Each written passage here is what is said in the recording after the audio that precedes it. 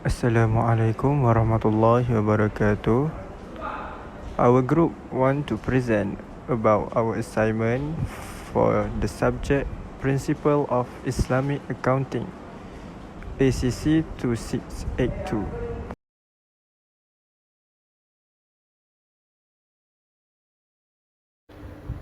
Worldview refers to a general conception of the nature of the world, particularly as containing or implying a system of value principles. Accounting from Islamic perspective, AIP is an emerging field. Recent years have attracted scholars from around the world who has contributed their thoughts about how accounting can be seen from the Islamic lens. However, the efforts so far are rather fragmented and without a clear agenda for future research. This paper presents a review of the literacy achievements made in the field and the areas of current focus. Although the field carries a huge growth potential, the author argues that there are several challenges and problems that the proponent of AIP will face as the field develops further. In Islamic accounting enable users to ensure that Islamic organizations, whether business, government or NFP, abide by the principle of the Sharia or Islamic law in its dealing and enable the assessment of whether the objectives of the organization are being met. Islamic accounting is more holistic in its approach as both financial and non-financial measures regarding the economic, social environment, and religious events and transactions are measured and reported. Islamic accounting recognizes that all, including the society, are the user of the reports. The reason being the society as whole can make corporation accountable for their actions and ensure that they comply with Sharia principle and do not harm others while making money ethically and do achieve an equitable allocation and distribution of wealth among members of the society, especially among the stakeholders of the corporation concerned. In conventional worldview, conventional accounting concentrates on identifying economic events and transactions, while Islamic accounting must identify social, economic, and religious events and transactions. Conventional accounting is defined as the identification, recording, classification, interpretation, and communication of economic events to permit users to make informed decisions. It also aims at promoting informed decision, ultimate purpose of which is to efficiently allocate scarce resources available to their most efficient and profitable user by providing information efficiency in the market. Apparently, this is achieved by the user making appropriate buy, sell, or hold decisions on their investment. Next, what is Code of Ethics? A Code of Ethics is a guide of principle designed to help professionals conduct business honestly and with integrity. A Code of Ethics document may outline the mission and value of the business or organization, how professionals are supposed to approach problems, the ethical principle based on the organization core value, and the standard to which the professional is held.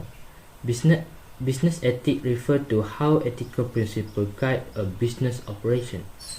Common issues that fall under the umbrella of business ethics include employee-employee relation, discrimination, environmental issues, bribery, insider trading, and social responsibility. While many laws exist to set basic ethical standards within the business community, it is legally dependent upon a business leadership to develop a code of ethics. Both business and trade organizations typically have some sort of code of ethics that their employees or members are supposed to follow. Breaking the code of ethics and result in termination of dismissal from organization. A code of ethics is important because it clearly lays out the rule of behavior and provides the groundwork of pre-preemptive warning. discussion between AAOIFI Code of Ethics and MIA Code of Ethics. For IF, IF is an Islamic international autonomous non-for-profit corporate body that prepare accounting, auditing, governance, ethics, and Sharia standard for Islamic financial institutions and the industry. For MIA, is the national accountancy body that regulated, develop, support, and exchange the integrity, status, and interests of the profession in Malaysia. MIA accord the Chartered Accountant Malaysia or distinction of professional in accountancy, business, and finance with a recognized qualification and relevant work experience. For the vision, IF to guide IF market operation and financial reporting on Sharia principle and rule. For the MIA, to be a globally recognized professional accountancy organization in regulating and developing the profession for nation building. For the mission, IF standardization and harmonization of international Islamic finance practice and financial reporting in accordance to Sharia. For the MIA, mission for MIA to regulate and develop the accountancy profession to support economic growth, the nation building. Objective for IF is to develop accounting, auditing, governance, and ethical tools relating the activity of Islamic financial institutions, taking into consideration the international standard and practice which comply with Islamic Sharia rule. To disseminate the accounting, auditing, governance, and ethical tools relating to the activities of Islamic financial institution and is applied through training seminar, publication of periodical newsletter, preparation of report, research, and through other means. And last one, harmonize the accounting policy and procedure added by Islamic financial institution through the preparation and issue of accounting standard and interpretation of the same to the same institution. Objective for MIA is develop and exchange the competency of accountancy profession to stay relevant to business and market demand.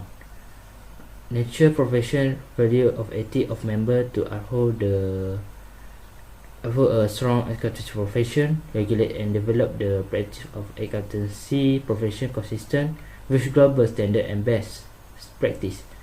The last one, promote the value proposition and the accountancy profession and continuously uplift global recognition.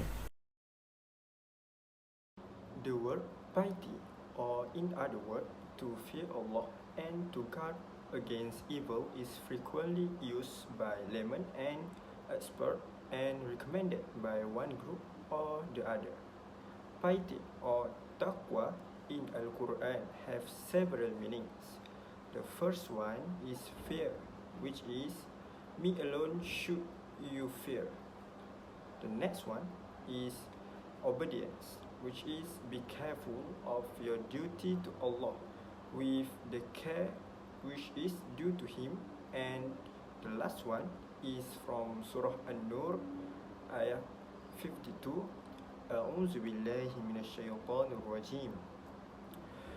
وَمَنْ يُطِعِ اللَّهَ وَرَسُولَهُ وَيَخْشَ اللَّهَ وَيَتَّقْهِ فَأُولَئِكَ هُمُ الْفَائِزُونَ. Sadaqallahul Azim. The ayah which means, for whoever obeys Allah and His Messenger and fears Allah and is mindful of Him, then it is they who will truly triumph.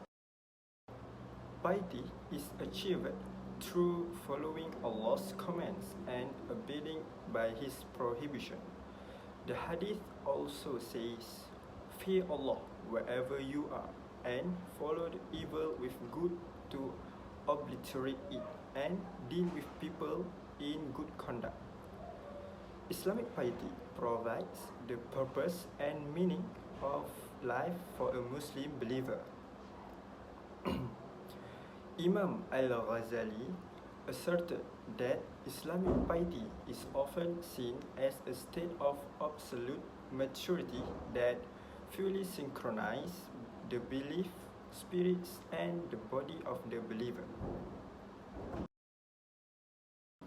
So, in addition, in an organizational context, it is generally provides that Islamic piety inspires a believer towards improving work quality, excellence, brilliance, and self-discipline. So returning to the main topic, accountants must fear to Allah. It will carry out their professional duties without bias and in accordance with the code of ethics. With the piety, the accountants will be more ethical in their daily life. In the view of Islamic principles, trustworthiness is referring to three things, which are fear to Allah, not using Allah ayats as his or her advantage, and no fear to mankind. As for the elements of trustworthiness, it can be classified into two, which are for Allah and for mankind. There are four elements under the classification for Allah, which are Iman, Islam, Ihsan, and Taqwa. As for the elements under the classification for mankind, there are also four elements, which are just, responsibility, integrity, and accountability. These 8 elements are the keys for the rules of ethical conduct. It is because the definition of ethical conduct itself is doing the right thing right. Since all of those 8 elements of trustworthiness are the right things, therefore it is true that those elements themselves are the keys for the rules of ethical conduct based on Islamic view of trustworthiness. So, we are going to go deeper through some of the elements of trustworthiness to give a clear view of why they are the keys for the rule of ethical conduct and why they are sufficient enough to discipline an accountant. The first element that I'm going to talk about is Iman. Iman implies trust in the oneness of Allah and the prophethood of Muhammad sallallahu alaihi wasallam. A Muslim with a strong Iman will be considered himself and all of his possession as belonging only to Allah. He will bow his ego, ideas, passion, and think before Allah. An individual with firm Iman will take responsibility for his action and will continuously emphasize on good deeds. This is such a great ethical conduct for the accountants. As what I have said, those who had strong Iman will prioritize Allah first in all of his doings, since he or she believe that Allah is the only one that they can depend on. In the view of accountants, if they had a strong Iman, they will be afraid to exercise the bad manners while doing their job, since they believe that Allah will always know what they are doing and each of their bad doings will be repaid in the hereafter. Therefore, it is clear that having a strong Iman as an ethical conduct can be a great cause for an accountant to be more disciplined. Moving on to the next element, which is Ihsan. Ihsan is actually an Arabic word that means excellence. The verb of ihsan is hasana, that is referring to become good. Ihsan in Quran conveys the meaning of doing one's best. Quran commends people who endeavor or being hardworking to excel in what they are doing. Ihsan is an essential ethical conduct in becoming a disciplined accountant. By having a great ihsan in themselves, they will keep in their mind that they need to do their best to excel in what they are doing. To be specific for an accountant, they will do their best to ensure that their job will be done with a great result. The accountant with a strong ihsan will also try their best to become good to Allah. When they are being good to Allah, they will give full commitment in doing their responsibility as an accountant and also as a servant to Allah. So it is true, by having a great ihsan in oneself, it will lead an accountant to be disciplined.